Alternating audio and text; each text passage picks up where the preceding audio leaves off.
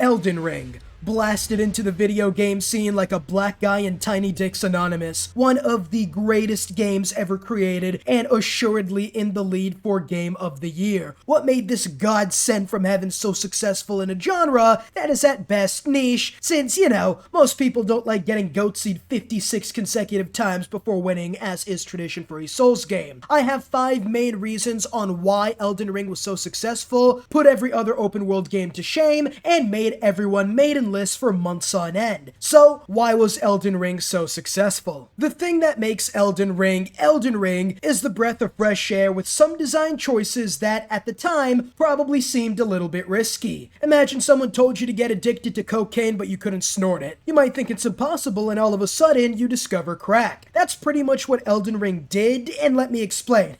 Again, don't do drugs, kids. Everything you know about an open world game, throw it down the garbage chute. Quest markers?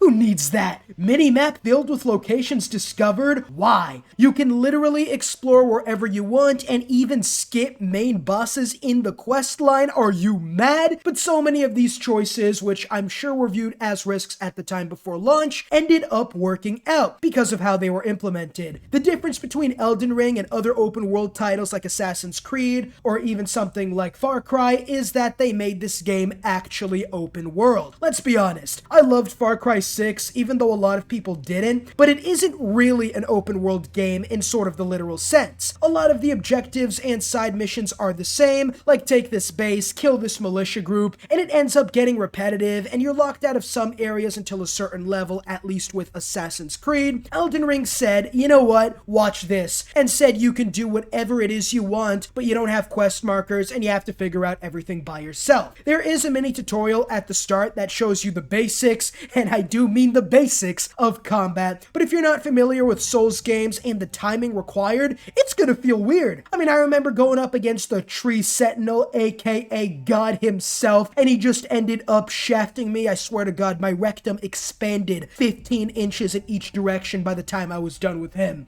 And the fact that they threw in fucking Thanos at the start, who you're actually supposed to skip, didn't even register for me. I literally had to go online to find out that you're supposed to just skip them, and this is for people who want like an early game challenge or whatever, and it is a risky design choice. People are just making it out of the tutorial, and a lot of them probably have never played a Souls game before, and then this guy who tells you your maiden list is like, "Aight, dog, go stop LeBron." It could have turned people off this game from the start. But the difference in the open world, in the lack of quest markers, in the boss they put at the start who you can't really beat, is the fact that it doesn't necessarily intrude on the gameplay. No one felt lost with the lack of quest markers because every location in this game is completely different. There is no reskinned areas with 2 NPCs of dialogue you can interact with. Think about it. Open a game of Assassin's Creed or Far Cry or whatever other type of game that is open world and spend 10 minutes exploring, and then open a game of Elden Ring and do the exact same thing. Everything is so different that you can open Elden Ring's map and say, alright, over there's the dragon, there's the cave guarded by the weed monsters where the witch bitch is, alright, then over there's the island with the castle and you have to help this dude who gets his daughter killed, and over there's the rectum enlarger,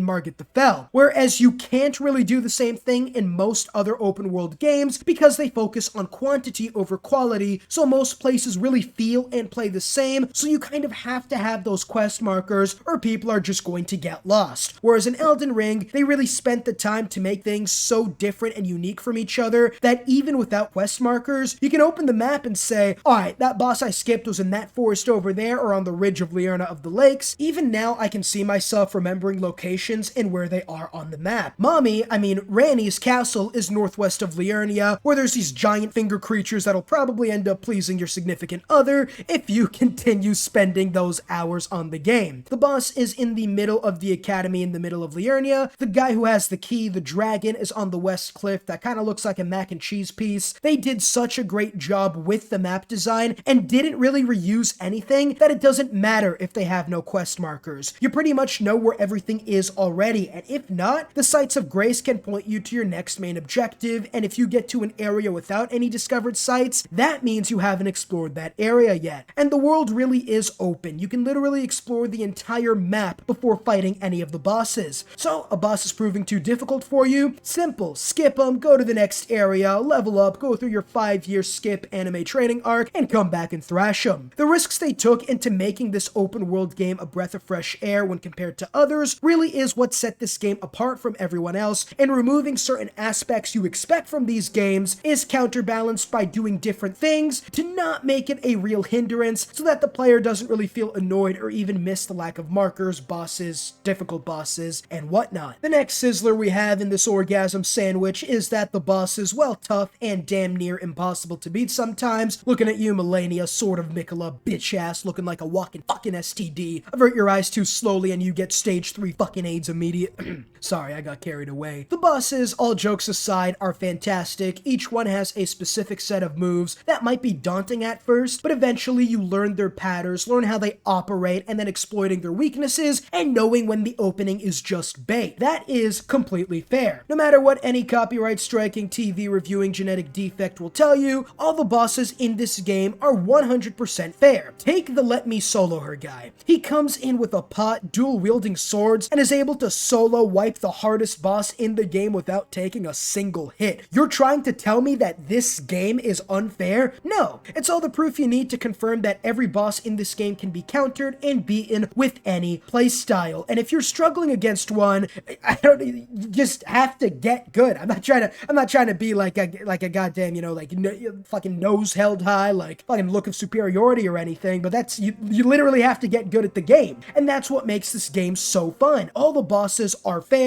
and they're not exactly cheating or whatever, but you actually have to get good, and even then, if you don't want to, if you're not having fun, just skip the boss, overlevel, and then come back for a much easier time. Case in point, my second playthrough, I wanted to explore everything I could, and so I was routinely overleveled by like 20 levels on each boss, and what I did to Ranella especially might get me Me-Too'd on Twitter, because I absolutely slaughtered her the second time around in only one try. I'm talking, it took me 5 minutes, and I didn't take a single hit, and for me, that's absolutely incredible. And the best part of making the game actually open world, and more importantly, interesting to explore, is exactly what makes this bot system so fun. No one wants to spend hours hitting the same tree or killing the same level 1 skeletons to finally get overleveled enough to start running trains on bosses, because the map is so unique and interesting to explore that a lot of the times you forget your objective, and maybe you wanted to get to level 50 and all of a sudden you find yourself at level 80 or something, and you end up one-shotting the bosses. So even if you don't want to get good, just playing this game and the greatness of the open world and the building will eventually make you strong enough to destroy everything in sight without actually having to get good. This is pretty much Elden Ring's easy mode, which, let's be honest, fighting Margit the Fell at level 100 versus level 20 makes a massive difference, giving you room to maneuver, and so I don't really understand people who say Elden Ring needs an easy mode when just playing the game itself and having fun is the easy mode. And I'm not some sort of Souls guy who's just got like 10,000 hours on all the Dark Souls games combined. This is my first Souls game. I've never played any other game, and I was struggling at the beginning, going up against Tree Sentinel, dropping 60 kills on my head to nothing, until I eventually ended up escaping him, did some leveling, came back at level 30, and destroyed him. I find myself actually having to skip out on content in order to make the boss challenging and fun. Aside from Melania, bro, you could have the most decked out build and still get one shot by Melania. Allow me to have this waterfowl dance, Blade of AIDS. I have never played a game with so many different types of weapons, armor, spells, summonings. When you open a list of every item, it's like Hiroshima to your brain's hypothalamus. There are so many ways you can build and play Elden Ring, with so many starting options even. You got the samurai, warrior, priest, mage, or my favorite, the wretch. There are so many items, builds, weapons, spells, summonings. You can have over 100 different sets in one single game, with over 31 different weapon types. Not weapons, but types of weapons alone. Each one playing differently from each other, giving an almost infinite amount of customizations based on gameplay, role-playing, meta builds, whatever it is you want, they have it. You want to roleplay the accursed dung eater with poison farts and maybe shit-stained armor? You can. You can dual-wield great swords or just use those hands in underwear if you really want to play the game. Heck, just go through with your entire starting club as the wretch if you want, completely naked.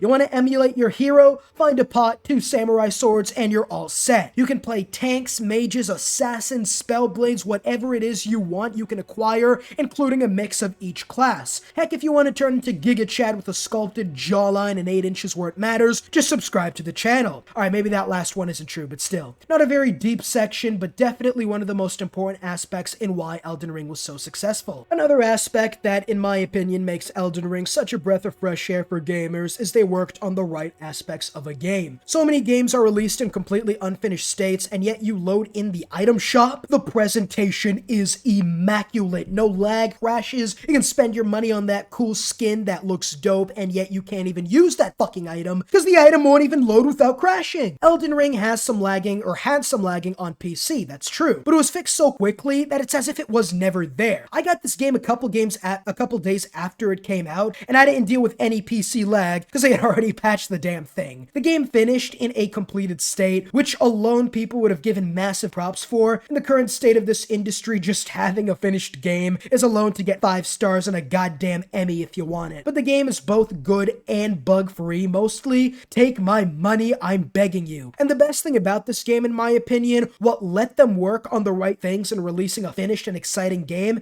is that they kind of had to make it good and finished. There are no microtransactions in Elden Ring, no extra monetization, and while I'm sure that there will be DLC eventually, it's only going to add to the content in the game rather than finishing the game. So many games released over the years like Civilization 6, Humankind, Battlefield, New World were all released with a great foundation for a game, but they weren't filled out. You had the basic mechanics that will, or were in Civilization 6's case, filled out and polished over time, whereas Elden Ring DLCs will probably only add to the already great game we have. The game's already finished. Like DLCs honestly should you add extra things into the game instead of, making up for the game's lack of content to start. And without microtransactions, you actually kind of have to make a good game. If it sucks or is completely unplayable, then you just lost insane amounts of money. Most people aren't buying a game day one on Steam, and if it's unplayable, they'll just refund it anyways. So again, if you really want to make money, at least in my opinion, I'm not like a marketing manager or anything, you have to make a good game that will continuously be topped in sales throughout the entire year, giving you more money. You don't have the backup of something like Battlefield where it will probably eventually end up making more money than it cost because of all the microtransactions and all the diehard Battlefield fans who will probably go back when the game's fixed. I'm not,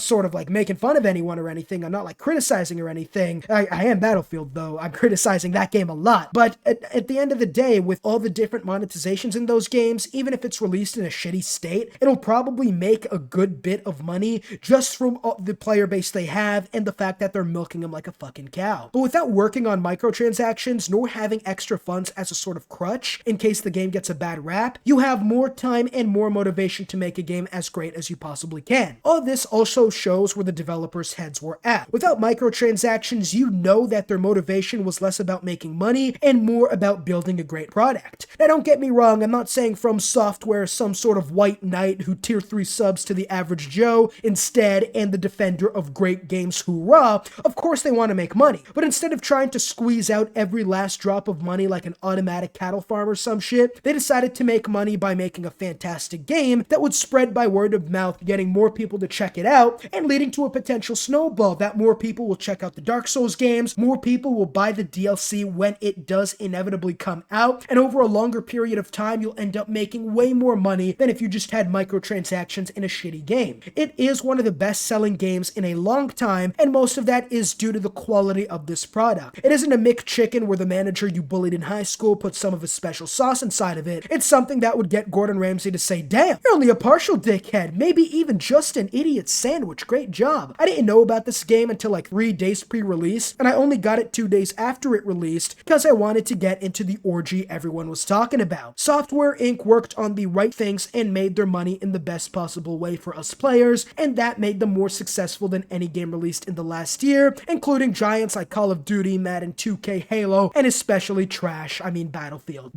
And as a sort of ending note, I don't want to get too political, but I also feel like the fact that they didn't politicize the game too much definitely helped out. Now, I'm not saying you can't have politics in a game or whatever, but if you're playing something and you're just blatant, like, I don't know, like both sides, like Trump propaganda or just leftist propaganda or whatever, you are going to alienate half the fan base. It's just a goddamn fact. No matter whether you have right-wing or left-wing propaganda or whatever, I don't want to get too deep into the issue, but just not having that, blatant agenda, I guess you're trying to push, gives you a larger potential base. Because again, if you're a diehard Trump supporter, you're not going to like a game which just completely shits on the right wing all the the time and just like makes fun of you or whatever, and vice versa. If you're just a hardcore leftist or whatever, and you're just getting made fun of by a right-wing propaganda or whatever, I guess, you're not going to like the game. And just having this game, have no politics or whatever, which is a lot rarer than you would think, does give them a higher percentage of people who would want to play the game. I guess that makes sense. I can't wait to get called a fucking bigoted, snowflake, whatever combination down below in the comments. Finally, let's get into the story. There are so many great games throughout history whose story was abysmal, but the gameplay was fantastic. What, you think Mario had a great storyline? I couldn't even tell you what Pokemon Platinum's story was, but the game itself was fantastic. And you would think with all the customization, gameplay, world design, you'd think that they had less gas left in the tank than the average America after Putin channeled his inner Stalin.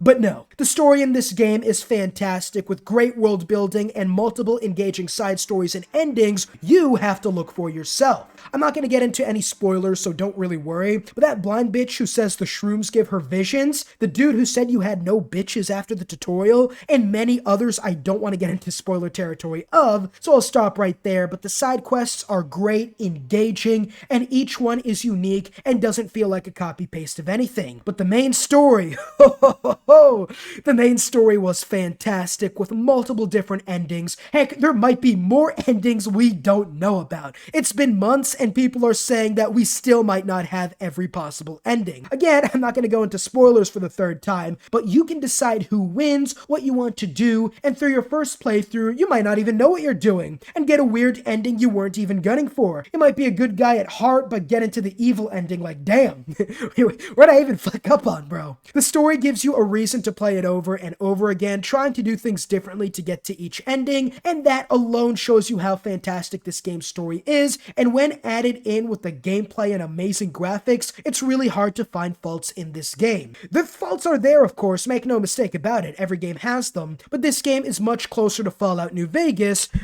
on crack video coming later this week, by the way, subscribe to not miss out, and then Call of Duty Ghosts.